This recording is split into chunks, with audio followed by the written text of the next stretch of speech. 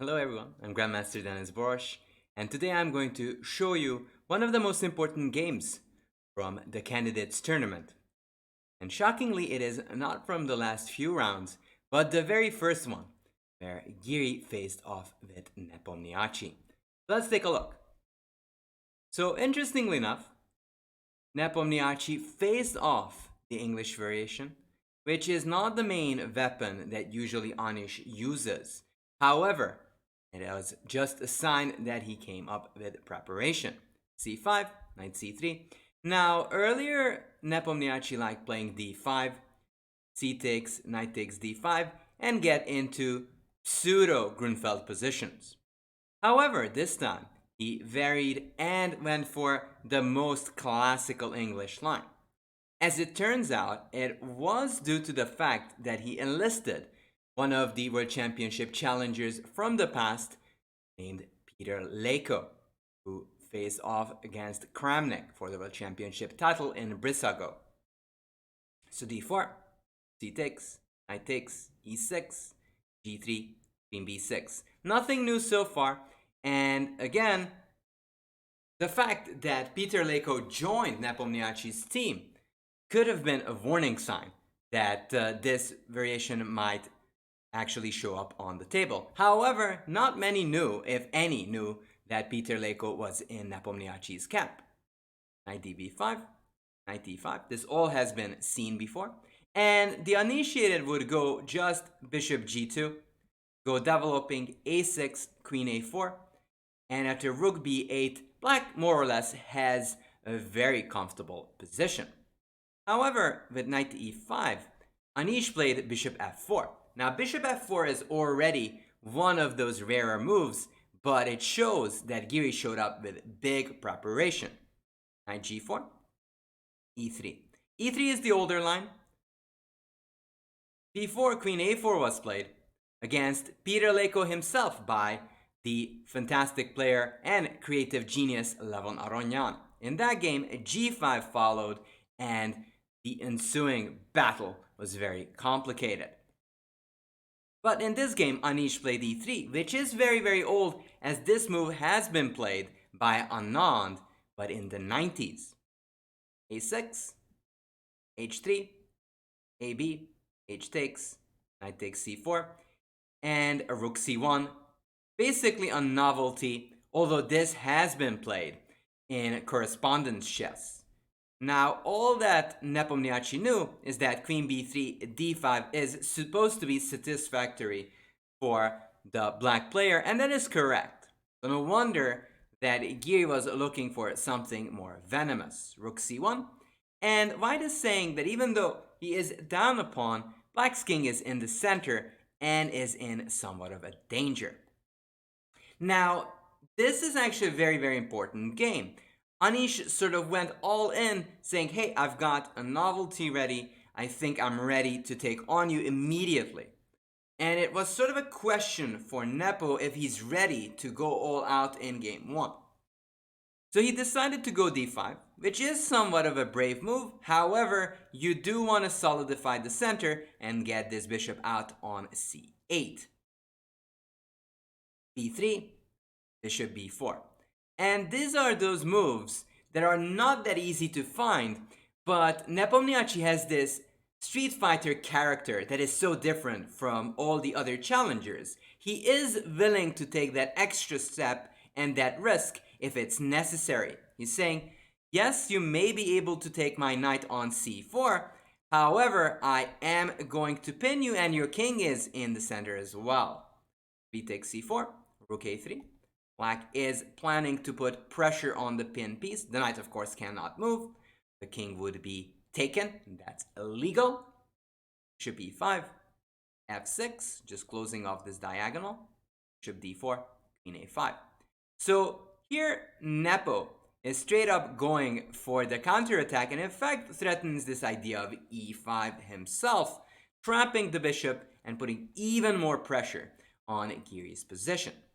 But that really shouldn't confuse you. This is still preparation Anish Giri.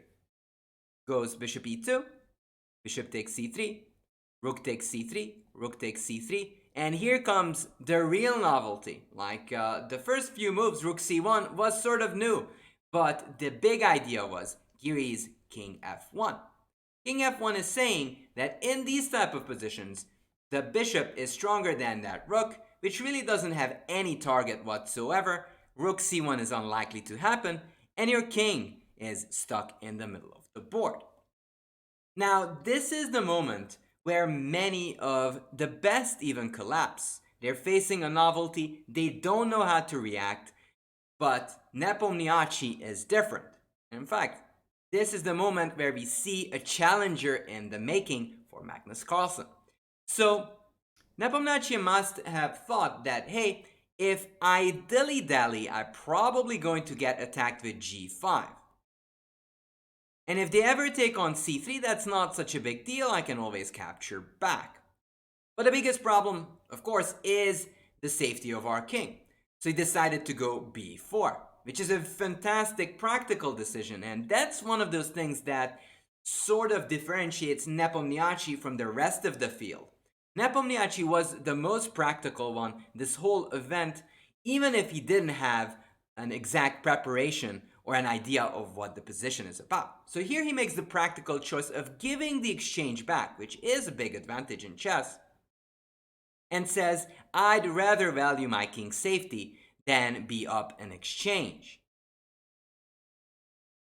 g5, attacking, e5, insisting. Now, of course, you could take that pawn, and maybe in the past, some of the brave legendary players such as Viktor Korchnoi would venture as far.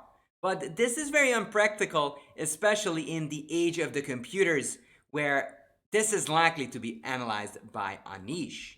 So e5 not only gets rid of this strong bishop, but makes the position less complicated and more solvable for a human. So e5, bishop takes, queen b1. And here queen b1 was sort of the decision made of the spirit of, I made a novelty, I prepared, you are supposed to be in trouble, not me. And this was probably a psychological mistake from Anish, and here he really should have taken on d5 and tried to play a sort of even position with chances for both sides. Queen b5 is still insisting that this is better for white, and it's only Nepo who has to look out. Well, Nepo is looking out and goes queen c7. And this is again a brilliant move, not only supporting the c-pawn, but defending the h-pawn and the king indirectly. And that is again shows that he is capable of making good decisions on the fly, randomly, just when he's just dropped down in a position very unfamiliar to him. So here Anish probably should have gone queen b4 and tried to win the pawn that way. Instead, he chose queen d3, not sensing the danger. Now Nepomniachtchi probably felt that this position already is not too bad for him and looked for a way to save the c-pawn. And again, that level of optimism is something that sometimes differentiates him from the others. A, he is very confident in his play. B, he is very good at these Street Fighter moments in chess. b5. So the main idea of this one is to support the c-pawn.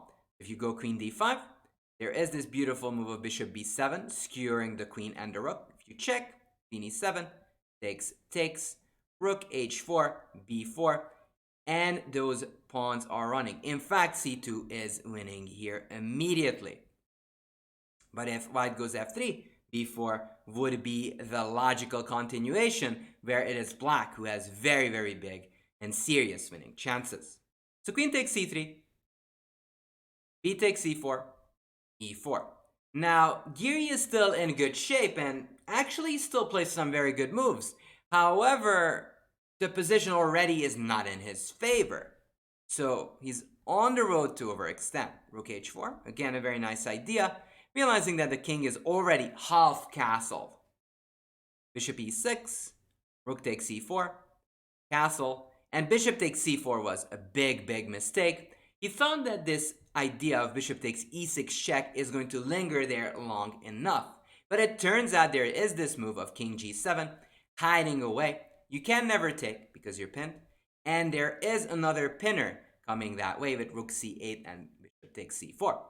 Go queen d3, you again run into a skewer. And after Giri's queen b3, there is rook b8. Now if you go queen c2, again rook c8, and you are going to lose that bishop on c4. The bishop takes e6, trying to build a fortress, which is not one of Carlsen's favorite things.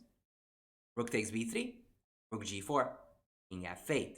Again, precise play by Nepomniachtchi. He says if check here, there always this extra little check, and their king takes c7, and black is the one dominating. So after king f8, white decided to take on b3, check, king g2, check, here, h5. So technically, Giri is very close to build a fortress, a position where even though you're down heavy with material, you still have a very, very good chance of winning. Now, Nepomniachtchi says, and others also claim, that rook h4, bishop c4, bishop f1 would have been much better, with very good chances of holding the fourth rank and probably the draw. Now, rook g8 check was not good because it allows this h4 move. Check, d6, rook h7, queen f3, rook h8, 4. And now, white is actually overextended. This rook won't be able to stay there forever, guarding that h4 break. Rook d8 check, king e7, bishop d1, and now h4. The key concept takes f5, and now f4 is coming. So Giri decides to go for a fortress idea. He will be down with a lot of material, but he believes that there will be good chances of holding. Check here, queen takes, rook g5, queen a1, g4, make some moves, and here white decides that he's going to just guard the third rank and try to hold from there. Queen d5, king f1, check, g2. So as you see, Anish really would like to get that king to e2. So if black wouldn't be vigilant after ideas of king e2, f5, rook e3, the position would indeed be a draw, because there is no way of smoking out that king from e2, and the rook blocks off the third rank, so this king cannot ever cross. Now, you cannot, of course, win with a lone queen. You always have to have a buddy, a helper, king join the battle. Queen d1 check, queen g4, g3, queen h5. Guarding that square, making sure Anish can never post a king over there. Rook a3, king d5, king f6. Now the king is making its journey to the h-pawn. g3, check, king f5, queen d5, maneuvering and slowly climbing closer to the h-pawn. Takes, rook g3, king h5, king g4. Now this again looks very drawish from a fortress type of perspective. How are you ever going to cross over with that rook? But Nepomniachtchi has a very creative solution. Rook g3, king f4, rook e3, queen d1, rook a3, king e5, rook g3, king d4, rook e3. And when it seems that there is no way through, then he plays queen d3, and Anish is forced to resign. So after rook takes d3, you are lost because of e takes d3, king f1, king here, king c2, and the pawn promotes. There's no way back. And if you don't do that, black is going to make a rush to king c3, king d2, and with the king inside white's camp, this is a completely winning position. Not to mention, even queen takes e3 is winning, regardless if white could get that opposition. This is still winning for black, as the pawn is gonna just down. So this was game number 1 from the candidates between Denes Giri and Nepomniachtchi, and it's very interesting to say, but the whole candidates tournament was over just as it started. Thank you so much for watching, and hope you have a beautiful day.